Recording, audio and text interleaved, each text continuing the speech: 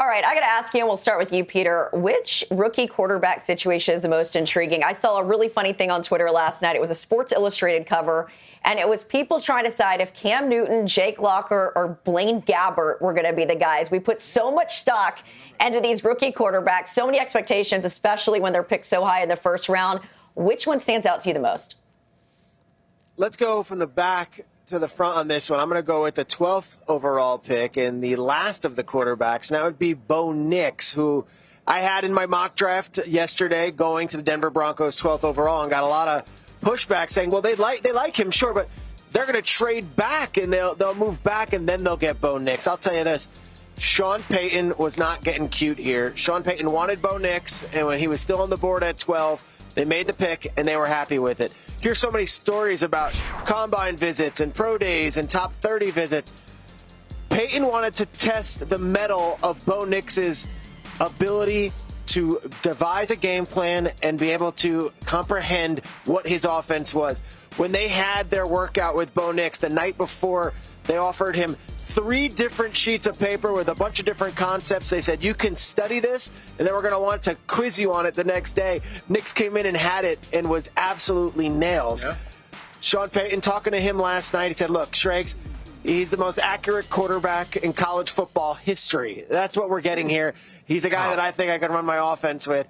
And, oh, by the way, we still have Zach Wilson. We still have Jared Stidham. It's going to obviously be an interesting room of young quarterbacks. I find it interesting that Nix, who played 6 years of college ball, started 61 different college games, and is the most accurate quarterback. Well, he is taken 12th overall, and people are like, they reached. Look, like we talked about with Penix, if you need a quarterback, if you want a quarterback, it's really your own value because it is by far the most important position on a team. So they didn't trade back. They take him at 12. And I'll tell you, the Broncos are ecstatic to have Bo Nix as their quarterback. It's very exciting. The AFC West is going to be rock and roll next year. Let's talk about Drake May. Let's do it, because all we heard about was the Patriots might trade back. They may trade back. Mm-hmm. They may not do it. They may go JJ this. They took Drake May. There was a no doubter. The first 3 picks just went bang, bang, bang. You know, what's so fun about this time right now for us in the media is we did a lot of crossover with ESPN. So a lot of NFL Network, ESPN love. I was watching Reese Davis the other day. So Reese Davis is sitting out with Rich, and Rich just says, you know, what has your interest in the draft? And Reese Davis, who knows probably more about college football than anybody alive, says whoever drafts Drake May wins the draft. Wow. That's it. He is the guy. I've never seen anything like it. He was doing backflips for Drake May, who, frankly, I think in the context of this class, has been a little under-celebrated because there's so many other shiny objects. The Patriots get Drake May, and I think, Peter, they get him in this nice time for May where it's not post-Brady. That's all over. Yep. This is not Jay Fiedler replacing Marino. It is a fresh start, fresh coach. This is not the Belichick Patriots. It is a huge, strong, corn-fed athlete. Now, the weapons are concerning. He's going to walk in there. He's going to have to dodge this, dodge that, or maybe Jacoby Brissett is playing. I don't even know. But I like that the Patriots made it assertively. Obviously, you said Sean Payton liked Bo Nix. Gerard Mayo liked Drake May, and they have a new quarterback in Foxborough. He's huge. He's strong. And my favorite term this draft season has been big game hunter. Yeah. Do you think the Patriots need a little big game hunting? They were shut out twice last year at home. We got a big game hunter in New England. I think it's very exciting. It is very exciting. Drake May is a guy that they fell in love with, and we're very comfortable taking him at 3, assuming that Jaden Daniels will go second off the board. And to your point, Kyle, I fully expect Jacoby Brissett to be the guy early on there in New England as they continue to build that roster around the quarterback position before Drake May gets his opportunity to get out there and play. I'm looking, sure, you start all the way at the end in Bo Nix. I'm going to J.J. McCarthy in Minnesota because this was a guy, a prospect that we all talked about leading up to the draft. And there were so many questions about his production, what he was asked to do at Michigan. Well, he's a winner, intangibles, all of these things. Does that result in him being a pro football quarterback that can go out there and win you games? J.J. McCarthy doesn't go in the top 5. He ends up going 10th to the Minnesota Vikings, who move up just 1 spot to get him there. For J.J. McCarthy, you talk about intriguing situations. How about getting drafted to the NFL and having Justin Jefferson on one side, Jordan Addison, T.J. Hockenson when he gets healthy, and then, we're going to bring in Aaron Jones at the running back spot. But what he was able to do at Michigan, now you give him a team that's loaded with guys on the offense, and his play caller and Kevin O'Connell is huge. And what I love when he got drafted is listening to the phone call between him and Adofi Mensah and also Kevin O'Connell talking about him becoming their new quarterback and how excited they were. I want you guys to listen here and see what J.J. McCarthy had to say. You just caught balls from quarterback Caleb Williams just last week. How excited are you to play with him? I'm thrilled. You know, I got to watch him play from across the sideline.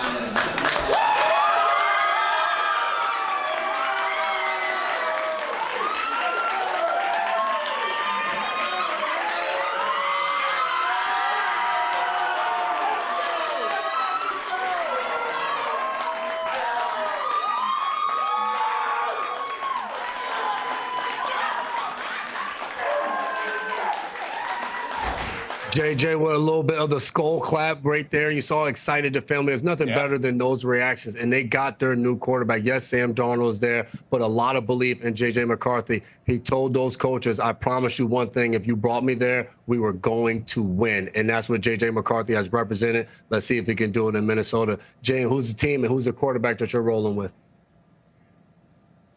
I love all of your picks. I mean, Bo Nix, when we talk about J.J. McCarthy, Drake May, but I'm going with Caleb Williams. I know that seems a little obvious, guys, but I'm going with him for a little bit of a different reason. Typically, when you're picking a guy #1 overall, he's coming in with not a lot of things in the cupboard, right? Imagine this situation. Maybe you guys can help me with a little bit of football history here, but I can't think of a time where you've seen a quarterback drafted #1 overall walk into a room with a guy like DeAndre Swift, Khalil Herbert, DJ Moore, Keenan Allen, Cole Kmet. He's not walking into a rebuild like guys like Trevor Lawrence, Zach Wilson, Bryce Young, hell, Justin Field. Troy Aikman and I have talked about this in years past. You know, he talked about how brutal his first 2 years in Dallas. So while it's exciting and I imagine the pressure and expectations when you're in your own thoughts are overwhelming, most competitors will say they love it, but it is a lot of pressure. I do like that we heard one of his responses was when it was, you know, after you won the Heisman, after, you know, you did what you did with USC, after going #1 overall in the draft, what is your next line of business? And he said to get to know all of his teammates' names and their family members. And so I think it's the right approach. It's the way to endear yourself to the locker room. But I am going to be really interested to see how this plays out because we should all expect him to do great. But sometimes, man, those expectations are a little overwhelming.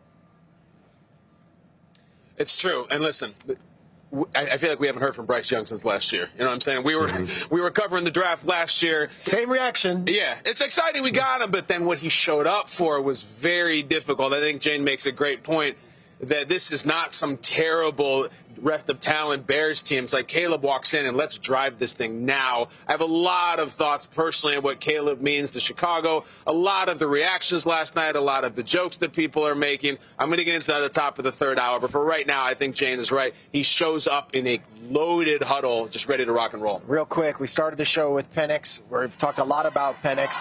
Might have been a little shocking pick of all, but he's probably not going to see the field right away. A lot of these guys, and, you know, they're going to have to figure it out, and Drake May is going to probably wait behind Bichette, but, like, Bo Nix could win that job. He has played 61 college games and basically should have been a 4-year player in the NFL already, and I think he's the same age as Zach Wilson. Like, there's going to be expectation for a lot of these guys. Caleb Williams, right out of the chute, like, you're starting day one. Let's go. What do you think, Jay?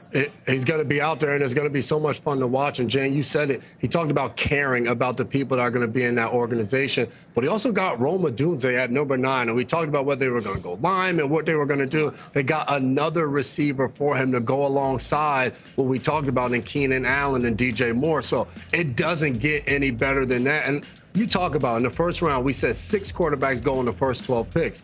All 6 of them aren't going to be fantastic football players, Hall of Famers, and all of that. So it's really hard today, day 2 after the draft, to say, all right, this guy's going to be successful. We have no idea what's going to happen. But at the same time, it's awesome to see Caleb Williams in the situation that he's walking into and the weapons that he's going to have around him, and a Bears team that caught fire later in the season whose defense was absolutely rolling as well. I look at it like this with Caleb, and it's like you've got a Odunze, but you also add in Keenan Allen, which you mentioned. You also add in, you have DJ Moore. You have all this stuff.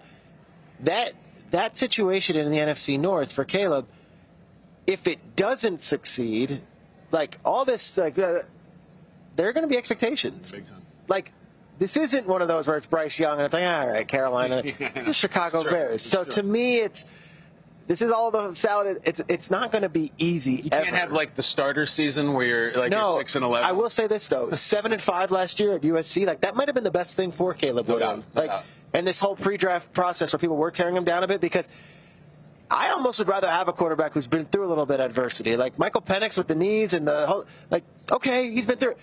J.J. McCarthy, we could do flips and everything. 27-1, has never lost a game. It's been this thing, smile, the Michigan man, the whole thing. Like, he's never had that 7-5 season. He's never had that brutal have to overcome. So all these guys' situations are interesting. And for Caleb Williams, I think the best thing that might have happened was a 7-5 season last year where people were trashing him throughout the entire campaign. And it's what we do. We will always compare JJ and Caleb. Yeah. Same draft class, same division, play at least twice a year. That's just what we do. 10 years from now, I'll be like, man, that guy really won that one. Maybe it's JJ, I don't know. But right now, the Caleb thing's very exciting. The video of him in a Dunze, like, it's really cool. That could be all-timer or it could be all-time freezing cold takes. We don't know, but we have it. We're going to be seeing that for years. There it is. And I'm just so excited this? for This is you, like a Zoom Kyle, bomb? and Big Cat. I know it's hard for you and our boy Big Cat. You guys are long-suffering Bears fans. Matt Eberflus and Ryan Poles have really been through it. But now there's this excitement. I don't know if you guys saw the mock-ups for the new stadium right there on the lake with that incredible view of downtown. My brother lives in Chicago, so I got a free place to stay to go check those things out. But it's so fun to see some optimism around that team, in a big market. So can't hide money. I can't hide mine because I don't have any, guys.